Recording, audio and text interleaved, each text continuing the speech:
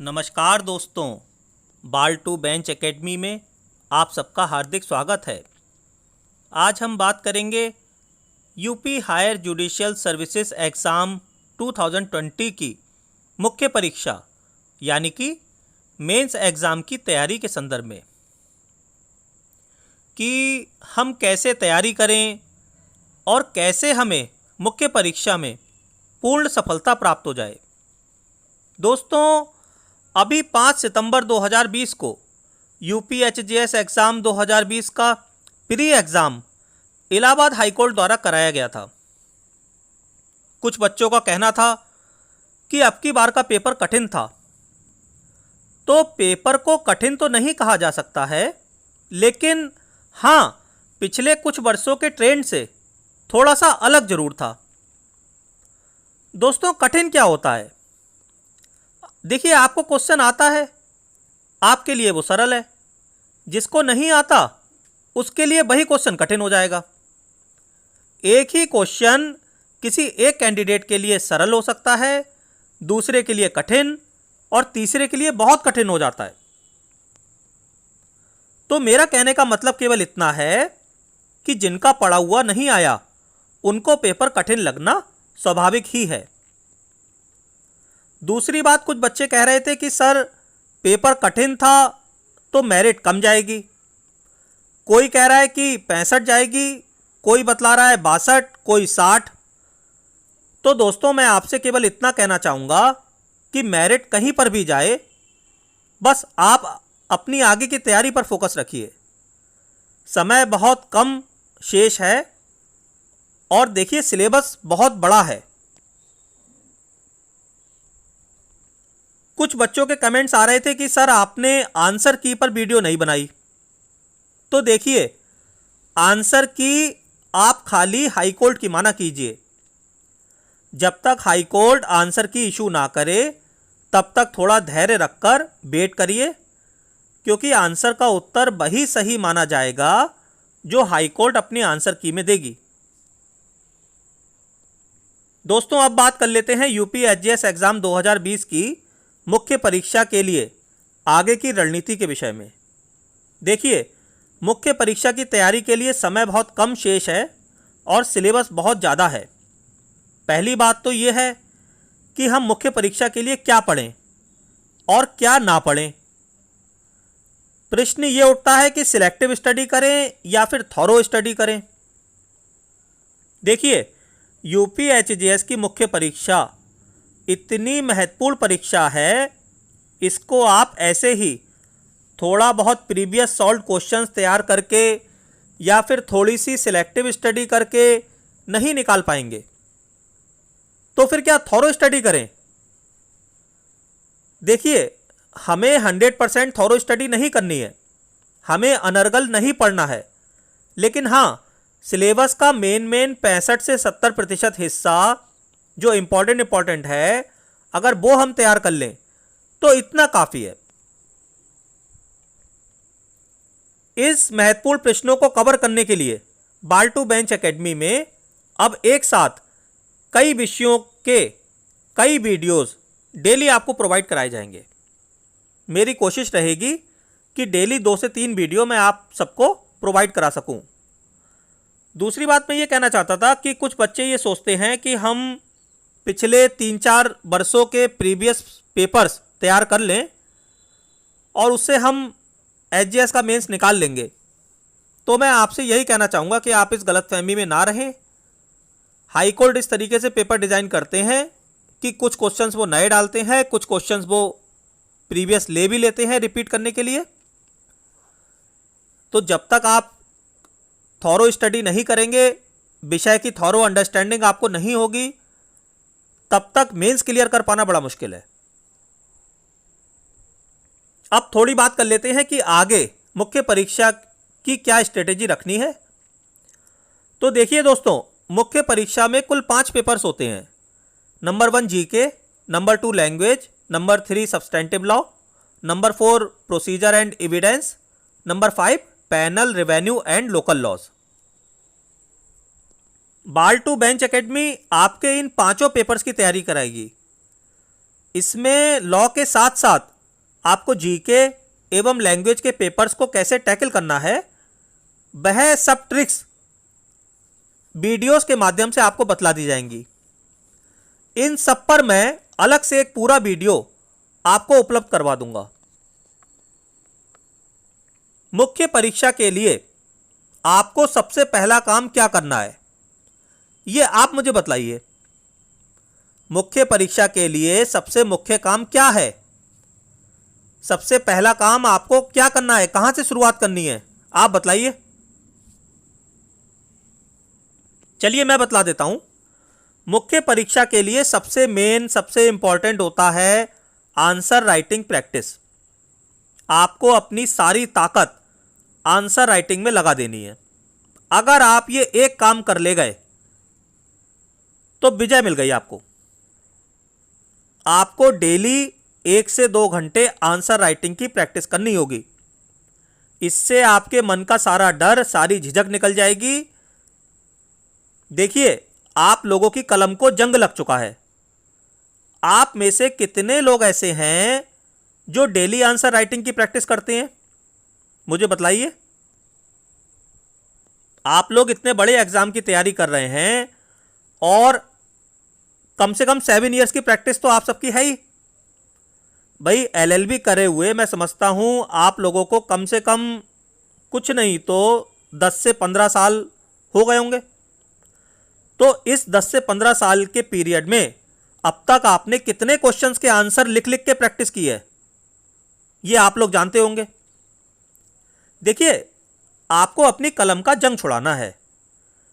अगर आप सक्सेसफुल होना चाहते हैं तो एक सक्सेसफुल कैंडिडेट के लिए जो जो आवश्यक गुण होते हैं वो सब आपको अपने अंदर पैदा करने ही पड़ेंगे। आपको एग्जाम में आंसर राइटिंग कैसे करनी है, इस पर मैं अलग से एक वीडियो आप लोगों को प्रोवाइड करवा दूंगा। दोस्तों, मेरा कहने का मतलब केवल इतना है कि चाहे हम लोग हैं, हम लोग आंसर राइटिंग की प्रैक्टिस करने में थोड़ा आलस कर जाते हैं, हम लोग आंसर राइटिंग कर ही नहीं पाते, लेकिन इसका हर्जाना हमें ही भुगतना पड़ता है परीक्षा में। ठीक है, परीक्षा में हम लिख तो आते हैं, कॉपी भी भराते हैं, लेकिन आंसर में जो क्वालिटी होनी चाहिए वो आंसर राइटिंग प्रैक्टिस से ही आती है। ठीक है दोस्तों, अगली मुख्य चीज जो आपको अपने अंदर पैदा करनी है वो है स्पीड। देखिए, मुख्य परीक्षा का पेपर बहुत विस्तृत होता है। अगर आप मुख्य परीक्षा के पिछले वर्षों के प्रश्न पत्रों का अध्ययन करेंगे तो आप पाएंगे कि एक ही क्वेश्चन में अलग अलग खंड में कई सारे क्वेश्चन पूछ लिए जाते हैं। मतलब एक क्वेश्चन है, उस क्वेश्चन में कई सारे खंड बना देते हैं और एक ही क्वेश्चन में कई सारे क्वेश्चन पूछ लेते हैं। ऐसे में पेपर बहुत बड़ा हो जाता है। ऐसे में आपको स्पीड के साथ ही साथ टाइम मैनेजमेंट का भी विशेष रूप से ध्यान रखना पड़ेगा। अगली बात जिस पर आपको विशेष रूप से ध्यान देना है वो है special focus on practical problems. आपको हर विषय की प्रैक्टिकल प्रॉब्लम्स पर विशेष रूप से ध्यान देना है। एक उदाहरण से आपको समझाऊं, जैसे कि लॉ ऑफ एविडेंस है, तो इस लॉ ऑफ एविडेंस में हर सेक्शन के बाद काफ़ी सारे एग्जाम्पल्स दिए गए हैं। Normally students law of evidence की सेक्शंस तो याद कर लेते हैं और 1-2 एग्जाम्पल याद करके बाकी एग्जाम्पल छोड़ देते हैं। आप UPHGS के पिछले वर्षों के पेपर्स उठाकर देखिएगा, उसमें शुरू के 2-4 एग्जाम्पल छोड़कर बाद में जो एग्जाम्पल्स हैं उनको डिट्टो वैसे के वैसे ही क्वेश्चन बना के पूछ लिया गया है। अधिकतर practical problems law of evidence subject में एग्जाम्पल से ही आती हैं और बच्चे क्या करते हैं, सब कुछ पढ़ लेते हैं, खाली एग्जाम्पल्स नहीं पढ़ पाते क्योंकि उसमें उनकी रुचि नहीं बन पाती। तो आप लोगों को प्रैक्टिकल प्रॉब्लम ज़्यादा से ज़्यादा सॉल्व करनी है। आप लोगों को प्रैक्टिकल अप्रोच रखनी है। देखिए, UPHGS का एग्ज़ाम PCSJ से डिफर है। पीसीएसजे में एलएलबी करते ही बच्चा अप्लाई कर सकता है, लेकिन एचजेएस में मिनिमम 7 ईयर्स की प्रैक्टिस मांगी जाती है। तो जो पेपर डिजाइन किया जाता है वो प्रैक्टिकल अप्रोच से किया जाता है, और प्रैक्टिकल अप्रोच से ही आंसर राइटिंग की जाती है। एचजेएस में एग्जामिनर भी यही चाहता है कि हर समस्या का समाधान आप प्रैक्टिकल अप्रोच से करें। तो आपको ज़्यादा से ज़्यादा प्रैक्टिकल प्रॉब्लम सॉल्व करनी होगी ताकि एग्जाम में आपका डर खत्म हो जाए और आप बढ़िया तरीके से प्रैक्टिकल प्रॉब्लम्स का सॉल्यूशन वहां पर दे पाएं। यही चीज़ आपको इंटरव्यू में भी काम देगी। अगर इंटरव्यू में आपको कोई प्रैक्टिकल प्रॉब्लम बना के देते हैं तो आप बगैर किसी झिझक के, बगैर किसी डर के उस प्रैक्टिकल प्रॉब्लम का सॉल्यूशन बता सकेंगे। अगली मुख्य बात आपको ध्यान रखनी है टाइम टेबल की। अब आप ये कहेंगे कि सर ये क्या बात हुई टाइम टेबल। देखिए, हम में से अधिकतर लोग बगैर टाइम टेबल बनाए स्टडी करते हैं, और हम में से जो कोई थोड़ा बहुत टाइम टेबल बनाते हैं तो वह उसको डिसिप्लिन की कमी की वजह से फॉलो ही नहीं कर पाते हैं। वो सोचते हैं कि हम बंद कर पढ़ाई नहीं कर पाएंगे। देखिए, टाइम टेबल आपके लिए क्यों जरूरी है। टाइम टेबल बना के आप सारे 5 विषयों को पढ़ पाएंगे और उन 5 विषयों के साथ न्याय कर पाएंगे। अगर आप टाइम टेबल नहीं बनाएंगे तो आपका जिस विषय का मन करेगा उस विषय को आप पढ़ लेंगे और अपने मन के हिसाब से चलेंगे। अगर आपका मन नहीं है तो आप पढ़ाई भी नहीं करेंगे। लेकिन आपका टाइम टेबल बना होगा तो आपको ये पता रहेगा मुझे ये सब्जेक्ट पढ़ने हैं, और एक अपना चार्ट इस तरीके से बनाइए कि आपने कितना टाइम टेबल फॉलो किया। ये हमारी मुख्य परीक्षा में 5 प्रश्न पत्र हैं। नॉर्मली स्टूडेंट्स अपना 85% टाइम लॉ के तीनों पेपर्स में लगा देते हैं और 10% टाइम जीके को देते हैं और 5% टाइम लैंग्वेज को देते हैं। आप समझ रहे हैं ना भाई, आप ये किस हिसाब से स्टडी करते हैं। देखिए, जीके और लैंग्वेज भले ही 100 मार्क्स के हैं, लेकिन इनमें आप 60 से 65% तक भी स्कोर कर सकते हैं, 70% भी स्कोर कर सकते हैं। आप इसे एक उदाहरण से समझिए। जैसे अपना जीके का पेपर है, तो जीके के पेपर में जो पार्ट ए है, इस पार्ट ए में एक एक नंबर के 50 क्वेश्चन पूछे जाते हैं जो कि बेहद ही सरल होते हैं।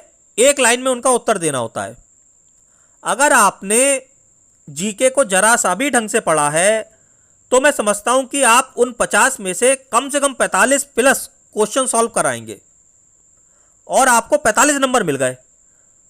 तो आप समझ रहे हैं 50 में से तो 45 आपको यहीं पे मिल गए, तो आपका स्कोर कहां का कहां जाएगा।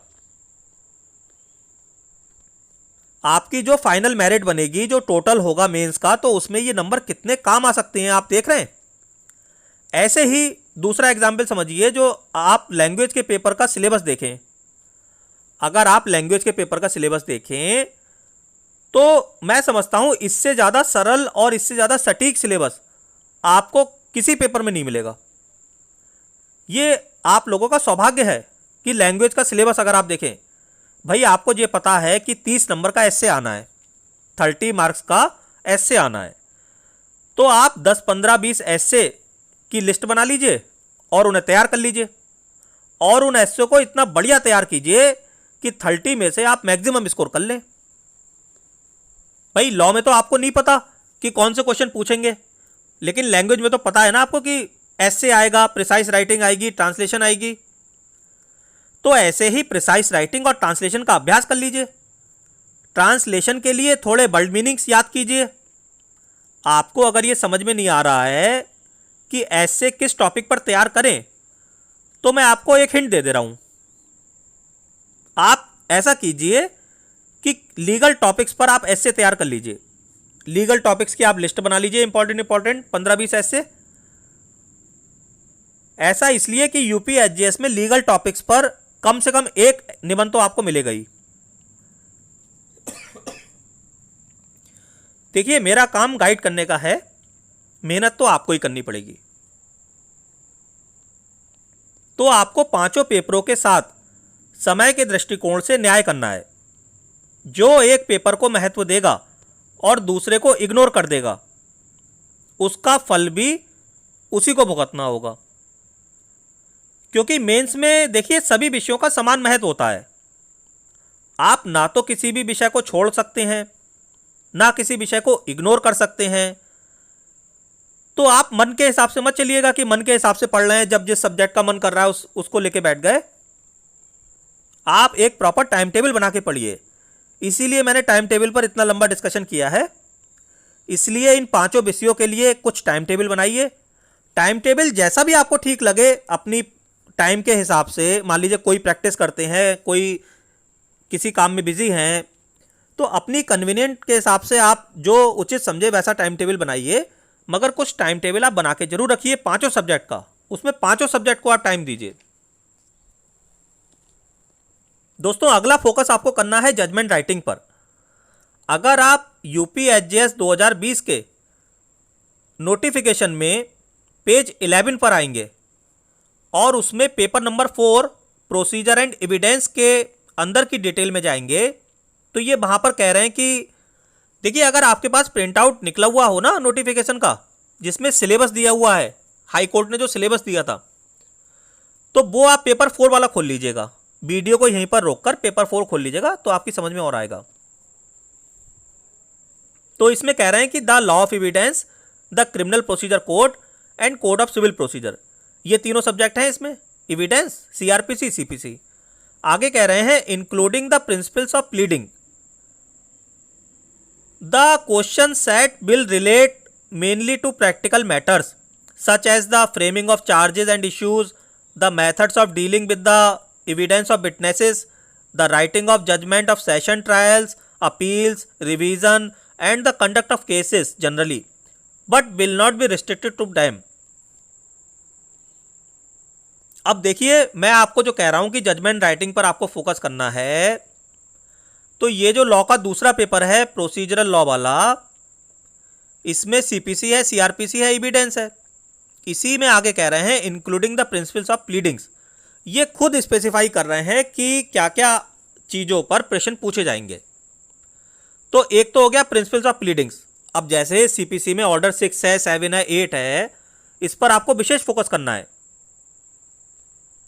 अब एक चीज आप और ध्यान से समझ लीजिए, जो हाई कोर्ट ने सिलेबस डिफाइन किया है, ये प्री मेंस इंटरव्यू तीनों एग्जाम्स के लिए है। तो इंटरव्यू में भी यही सिलेबस है। तो ये प्रिंसिपल्स ऑफ प्लीडिंग्स हैं, ये आपसे इंटरव्यू में भी पूछे जा सकते हैं। ये तो आपको आने ही आने चाहिए। अगर ये आपको नहीं पता है तो फिर सब गड़बड़ हो जाएगा। इसीलिए जो जो चीजें इन्होंने डिफाइन करी हैं अपने सिलेबस में, उनको आपको विशेष फोकस देना है। आगे बढ़ते हैं। The question set will relate mainly to practical matters, यानी कि जो क्वेश्चन सेट किए जाएंगे वो प्रैक्टिकल मैटर्स से रिलेटेड होंगे। Such as the framing of charges and issues, framing of issues, framing of charges, ठीक है। The methods of dealing with the evidence of witnesses, यानी कि जो साक्षी होते हैं उनको डील करने से रिलेटेड जो मेथड्स हैं, उनसे संबंधित जो भी धाराएं हैं, जो भी ऑर्डर हैं, वो सब पूछी जा सकती हैं। उन पर आपको विशेष ध्यान देना होगा। The writing of judgment of session trial, appeal, revision and the conduct of cases generally, यानी कि जो जजमेंट राइटिंग है उस पर आपको फोकस करना है। सेशन ट्रायल की, अपील की जो जजमेंट राइटिंग है, और कंडक्ट ऑफ केसेज जनरली, जो कोर्ट में केसेस चलते हैं तो उसमें जो प्रक्रिया है, जो जनरल प्रक्रिया है, उससे संबंधित धाराएं आपको याद रखनी है। But will not be restricted to them, last में एक लाइन में यह कह दिया, will not be restricted to them, यानी कि यहां तक ही सीमित नहीं रहेगा।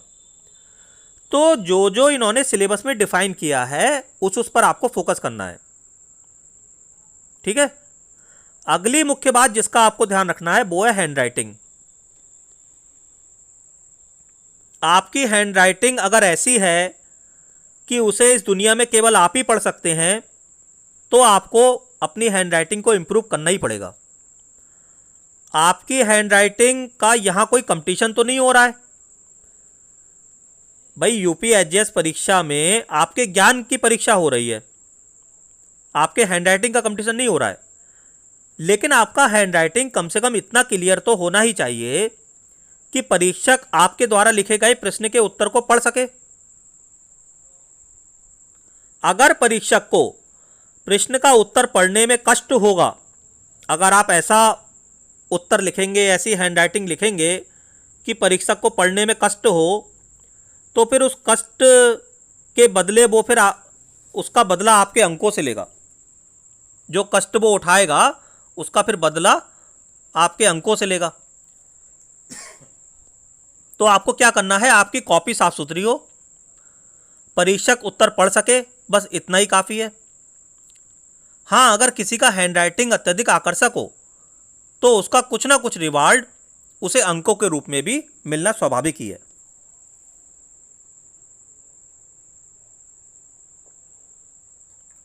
अगली बात करते हैं मीडियम की। बहुत से बच्चे ये कहते हैं कि सर हम इंग्लिश मीडियम में एग्ज़ाम दें या हिंदी मीडियम में दें।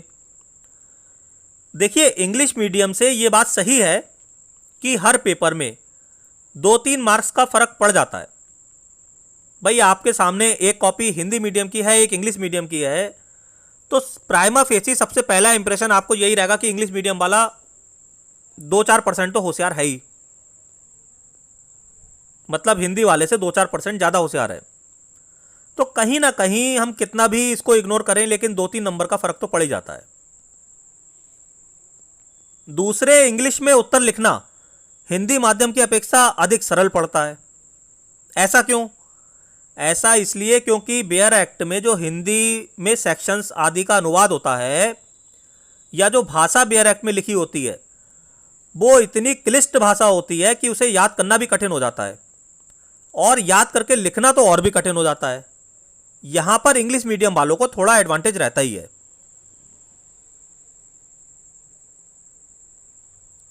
लेकिन अब आप इसी प्रश्न को दूसरे दृष्टिकोण से भी समझने की कोशिश करें। यह यूपीएसजीएस मुख्य परीक्षा आपके ज्ञान की परीक्षा है, आपकी भाषा की परीक्षा नहीं है। उत्तर लिखने का माध्यम कोई भी भाषा हो सकती है, चाहे हिंदी चाहे अंग्रेजी, लेकिन वास्तव में परीक्षा भाषा की नहीं, आपके ज्ञान की है। इसलिए अगर आप हिंदी भाषी हैं और हिंदी मीडियम में ही आप कंफर्ट महसूस करते हैं, तो आप अपना माध्यम कतई चेंज ना करें।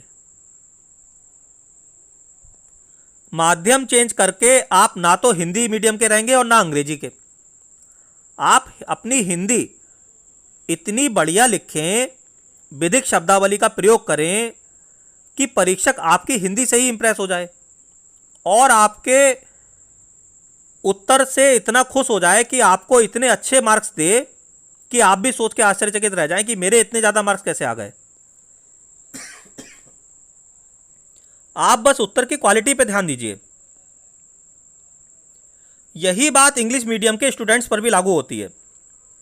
देखिए, सिलेक्टेड हिंदी मीडियम से भी होते हैं और इंग्लिश मीडियम से भी सिलेक्टेड होते हैं, और फेल भी हिंदी मीडियम से भी होते हैं और इंग्लिश मीडियम से भी होते हैं।